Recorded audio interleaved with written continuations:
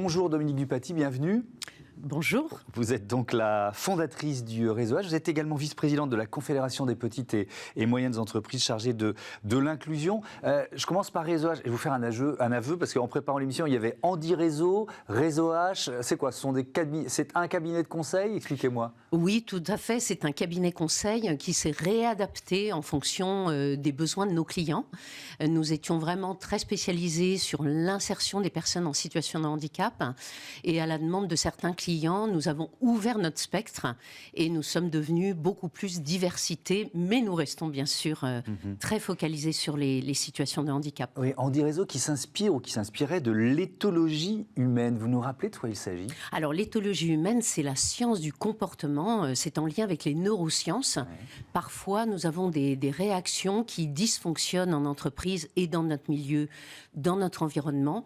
Et donc, nous travaillons vraiment à accompagner les personnes en situation de handicap, mais pas que, sur des comportements qui sont parfois inadaptés à leur insu dans les entreprises. Oui, mais pas que, parce que nous aussi, on peut avoir des biais ou des comportements, parfois involontairement, qui sont carrément excluants. Oui, mais de toute façon, nous avons tous des biais cognitifs. Oui. C'est notre cerveau qui économise notre énergie, puisqu'il en consomme beaucoup dans la journée. Donc l'idée, bien sûr, c'est d'essayer d'ouvrir un peu nos chakras et de comprendre que l'inclusion, c'est vraiment quelque chose de très important pour nos entreprises. Alors justement, si on regarde un peu vos clients, est-ce que certains viennent sur ce terrain par, j'imagine, et j'en suis convaincu, par conviction, d'autres pour respecter des obligations légales? C'est quoi un peu la motivation ? Alors la motivation, c'est d'abord de respecter les obligations légales, parce que les entreprises ont quand même une loi à respecter, mais ça devient quand même de plus en plus dans les mentalités. Les gens se rendent compte de l'apport de la différence dans nos entreprises. Et ça, vraiment, on le voit, ça fait quand même 16 ans que j'ai monté mon cabinet, et je l'ai vu évoluer énormément. Est-ce qu'on peut le modéliser, cet apport, en termes d'efficacité, ou est-ce que c'est un peu immatériel? Je pense que c'est assez immatériel. Ça appartient à chacun d'entre nous. On a tous une envie de découvrir l'autre, ou plutôt de se recroqueviller dans sa coquille. Et c'est vrai qu'on vit dans une société un petit peu peureuse par rapport à une différence qu'on pourrait ne pas connaître. Et je pense que c'est vraiment l'objectif de demain, c'est de se dire pourquoi est-ce que l'autre serait plutôt un risque plutôt qu'un apport. Et nous, on croit vraiment que l'autre peut être un véritable apport.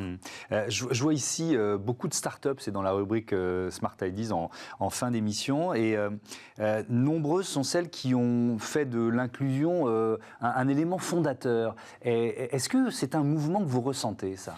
Énormément. Enfin, nous, on voit que d'abord, c'est un mouvement de jeunesse. Les jeunes ont envie de se retrouver dans leur métier de tous les jours.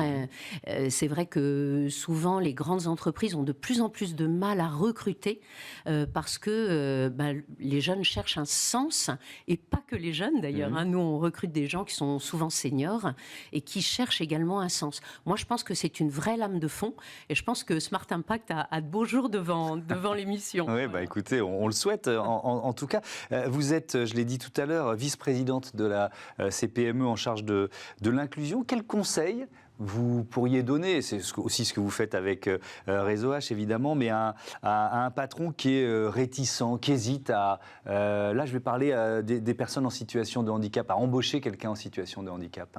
Alors moi je dis, il faut d'abord centrer son recrutement sur les compétences et les capacités de la personne. On ne recrute pas pour un handicap.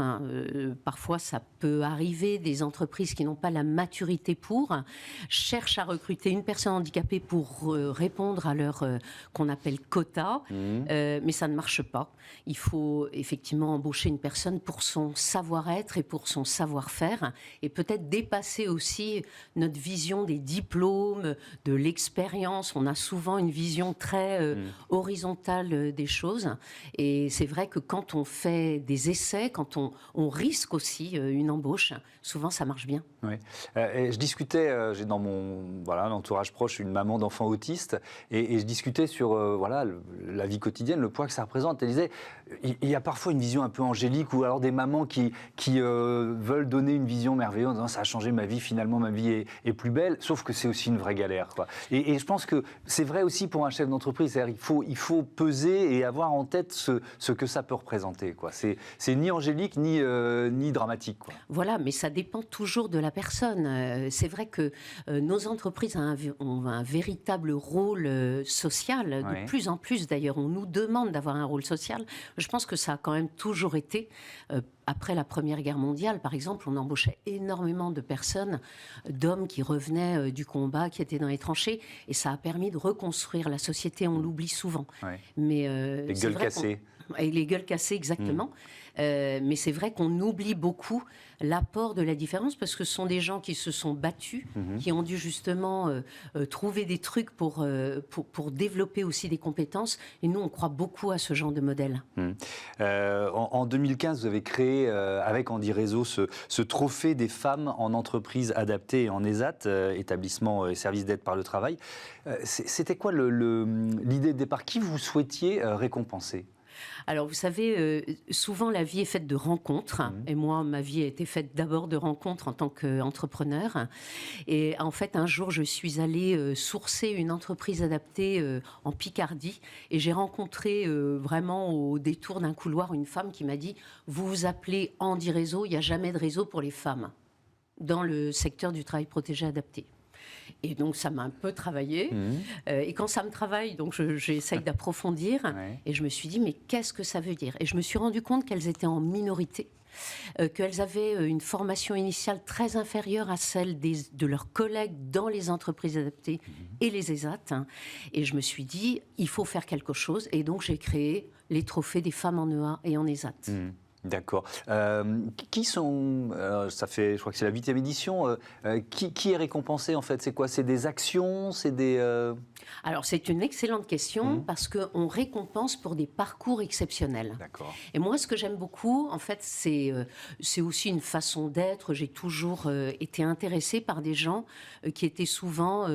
peu mis en avant, mais qui participaient à une production très active. Et c'est vraiment l'objectif des trophées des femmes en EA, en ESAT, c'est d'être valorisées pour leur parcours et surtout pour leur rapport économique à la vie des entreprises, puisque les entreprises adaptées et les ESAT participent à la vie économique. Donc, l'intérêt, si vous voulez, pour ces femmes aussi, c'est d'être mises en avant, et c'est un moment extraordinaire pour elles, et pour nous. Moi, vraiment, je tiens à les remercier. Elles nous font vivre des choses fantastiques. Et puis, c'est vrai que pour nos partenaires et pour leurs clients qui les présentent, c'est une façon aussi de mettre en avant ce que j'appelle les compétences discrètes. Cette édition 2022, elle va porter sur le thème des territoires. Pourquoi ? Parce qu'on s'est rendu compte que pendant le Covid, les territoires ont été, ont fait preuve d'une imagination extraordinaire.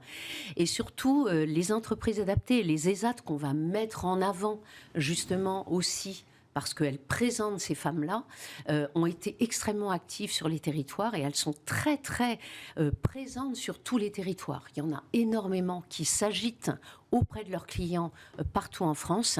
Et justement, je me suis dit, montrons ce que font aussi les ESAT et les EA et tous les territoires sur la France entière par rapport justement à ce thème emploi, insertion et inclusion, bien sûr. Et vous allez mettre l'accent sur l'égalité femmes-hommes au travail avec le lancement d'une charte de l'ONU sur ce thème, c'est ça ? Oui. De quoi il s'agit ? Alors, nous avons beaucoup de chance puisque ONU Femmes est partenaire des trophées Femmes en ESAT.